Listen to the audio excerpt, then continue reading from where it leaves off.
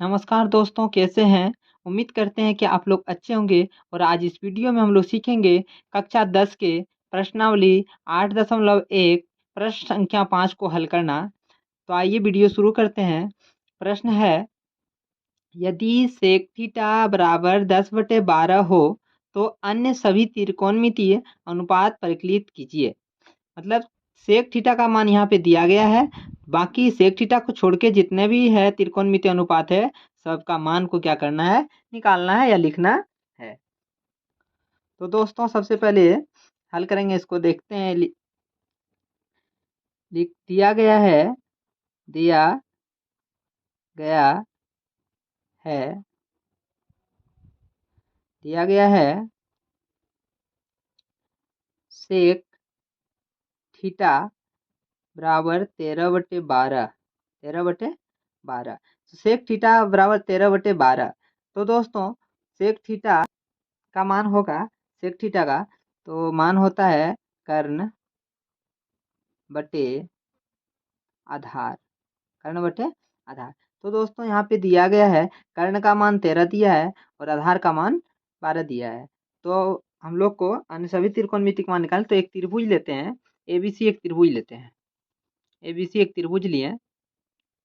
तो यहाँ पे कर्ण का मान दिया गया है। कर्ण का मान कितना दिया है? 13। 13 कर्ण का मान दिया गया है। और आधार, तो यहाँ पे आधार क्या कौन होगा या लंब कौन होगा, तो उसको कैसे जानेंगे? तो देखिए यहाँ पे कोई भी कोण को नहीं बोला गया है। यहाँ पे क्या बोला गया है? यहाँ पे थीटा बोला गया है। तो हम लोग कहीं भी ले लेते हैं। चलिए यहाँ पे ये कोण पे हम लोग थीटा ले लेते हैं। ये कोण पे हम लोग क्या करते हैं? थीटा ले लेते हैं। ये कोण तो समकोण है। समकोण के सामने वाला भुजा कर्ण होता है। और जो कोण लिए थीटा, इसके सामने वाला क्या होता है? ये होता है लंब। ये क्या होता है? लंब। और ये हो गया आधार। तो आधार का मान यहाँ पे दिया गया है दोस्तों, कितना? 12। 12 क्या है? आधार। आधार 12 है। तो निकालना है पहले हम लोग को लंब। तो पाइथागोरस प्रमेय लागू करेंगे, उससे हम लोग क्या करेंगे? लंब निकालेंगे। तो लंब निकाल लेते हैं। यहाँ पे लिखेंगे त्रिभुज ए बी सी से, त्रिभुज ए बी सी में पाइथागोरस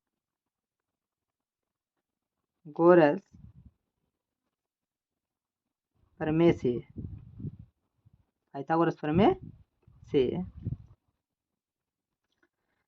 पाइथागोरस प्रमेय में हम लोग को लंब निकालेंगे। क्या निकालेंगे? लंब। तो लंब निकालने का फॉर्मूला क्या होता है दोस्तों? तो देखिए क्या होता है, रूट अंडर कर्ण स्क्वायर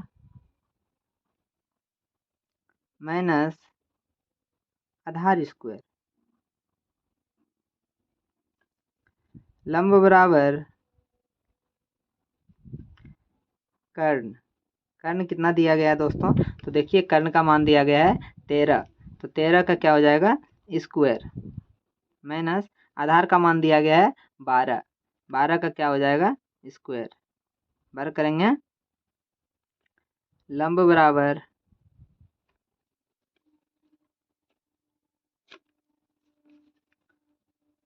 रूट अंडर 13 का वर्ग क्या होगा? 13 का 169, 169 माइनस 12 का वर्ग होगा 144, मतलब 144।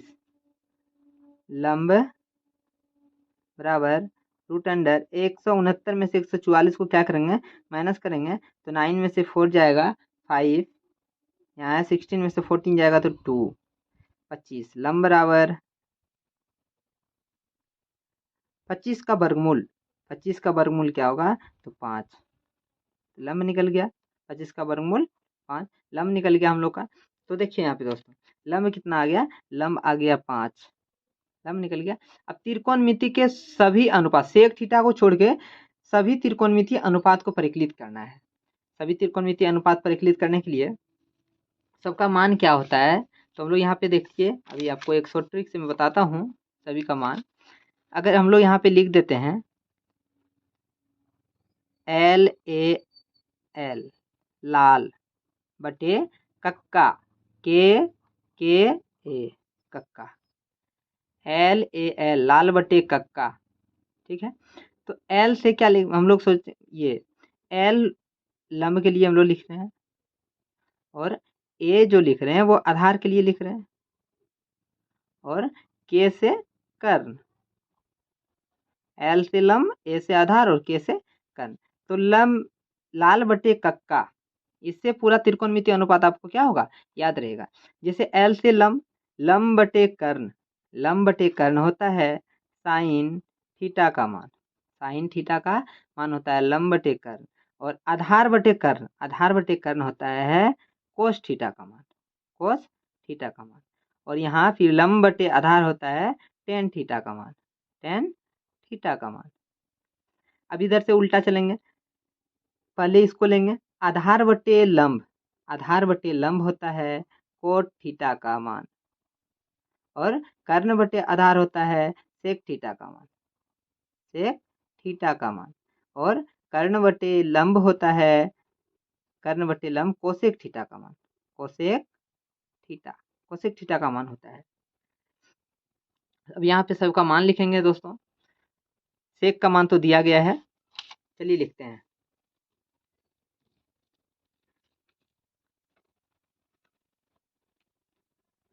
सबसे पहले साइन थीटा, साइन थीटा का मान होता है, तो साइन थीटा यहाँ देखिए, साइन थीटा का मान क्या होगा, लंब बटे कर्ण, लंब बटे कर्ण, लंब बटे कर्ण। उसके बाद है कोस थीटा, कोस थीटा का मान हम लोग क्या ज्ञात करेंगे, कोस थीटा बराबर होता है कोस थीटा ए बटे के, मतलब आधार बटे कर्ण, क्या होता है, आधार बटे कर्ण, आधार बटे कर्ण। Cos theta tan theta, tan theta, tan theta का मान होता है दोस्तों एल बटे ए, मतलब लंब बटे आधार, क्या लिखेंगे, लंब बटे आधार, लंब बटे आधार। सेक थीटा का मान तो दिया गया है दोस्तों, तो cot theta, cot theta, cot theta का मान क्या होगा, तो ए बटे एल, मतलब आधार बटे लंब, आधार बटे लंब, ये हो गया कोट थीटा का। उसके बाद है cosec theta, cosec theta, cosec theta का मान होगा के बटे एल, मतलब कर्ण बटे लंब, कर्ण बटे लंब, ये होगा आपका कोसेक थीटा का मान। अब यहाँ पे हम लोग क्या करेंगे, मान बिठाएंगे, सभी त्रिकोणमिति का लिख लिए। अब देखिए यहाँ पे देखिए साइन थीटा, क्या है, साइन थीटा, साइन थीटा क्या है, लंब बटे कर्ण, तो लंब का मान कितना दिया है, तो 5, लंब का मान 5 है, और कर्ण का मान 13 है। यहाँ पे लिखेंगे लंब का मान 5 बटे 13, जो को साइन थीटा का मान निकल गया। अब क्या है कोस थीटा, कोस थीटा, तो कोस थीटा का मान क्या होता है, देखिए कोस थीटा का है साइन आधार बटे कर्ण, क्या है, कोस थीटा का आधार बटे कर्ण, तो आधार बटे कर्ण यहाँ पे करेंगे, तो आधार का मान है 12 और कर्ण का मान है 13, लिखेंगे 12 बटे 13। टेन थीटा, तो टेन थीटा का देखिए यहाँ पे, टेन थीटे का मान क्या है, टेन थीटा लंब बटे आधार, लंब बटे आधार, तो लंब 5 और आधार क्या है 12, तो यहाँ पे लिखेंगे 5 बटे 12, ये टेन थीटा का मान निकल गया आपका। फिर है कोट थीटा, कोट थीटा का मान ज्ञात करना है, तो कोट थीटा बराबर होता है आधार बटे लंब, तो आधार क्या है, थीटा बराबर आधार हो गया 12 और लंब हो गया 5, क्या हो जाएगा 12 बटे में 5, ये हो गया कोट थीटा का मान।